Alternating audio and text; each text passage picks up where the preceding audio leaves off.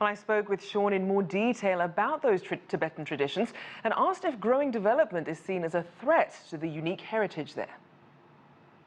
I think without question it is a double-edged sword, and to a large degree the people that have always called that region home are concerned about the environment because you're building more roads, building more rail lines, and people are being lifted out of poverty, but there is the concern they're going to lose touch with their past, the clothes I was talking about, the language, just all these wonderful little intricacies that make up this cultural mosaic. But I think there really is a push right now that maybe there hadn't been in the past to preserve all of this, how important it is, whether making the clothes they call the bazaar clothing so ornate that it's too ornate to wear every day, but they wear it for big dances and big celebrations, and it's just wonderful. The language, just even the way, the nomadic way of life, the way that people have always lived, moving their yak herd to better grasslands day after day after day. And what I learned was several families will mix all the yak together, and at the end of the day they can move the yak back into their own land. To me, it's like,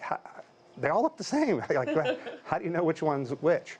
But you know, obviously there are the concerns. It is an area that is warming faster than any place, 3 times faster on the average. So glaciers are surrendering their ice and retreating, and that's leading to some significant flooding in spring times. It's washing out the roads that are so difficult to build.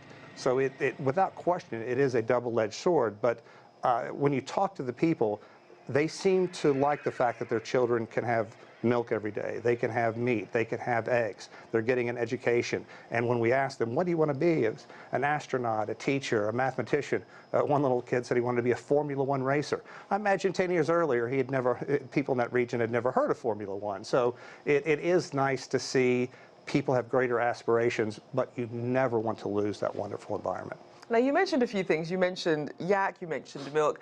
As a foodie, I'm always going to bring food into it, and food is a wonderful expression of culture. What was the food like there? The food was an acquired taste, let's put it that way. I was a little unprepared for what it was going to be. I mean, I knew we'd have some yak, and we did have some yak stew, and the fresh meat's obviously wonderful, but the majority of people up there follow Buddhism, and that means they live in harmony with life, and they don't want to kill animals unless it's necessary to survive.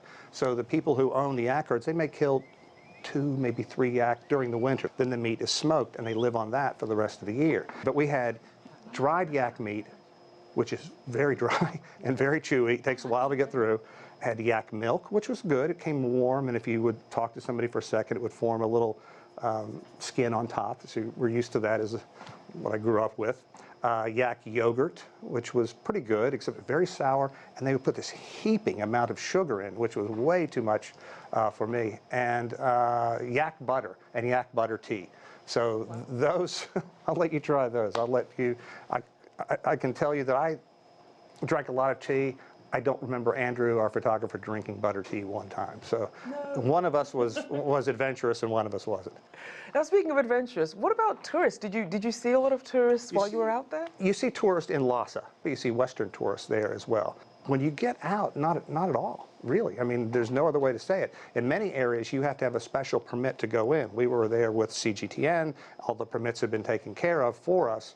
But a lot of people would come up to us because they hadn't seen Westerners. And then there's this wonderful tradition when you meet somebody, as if you're an honored guest, they will bestow, you know, the white satin scarf around your neck. And everywhere we went, people were so kind to us, and that happened over and over and over again. And I will remember Tibet for the people's warmth and just how it lived up to every ounce of my expectations in terms of just raw, rugged beauty.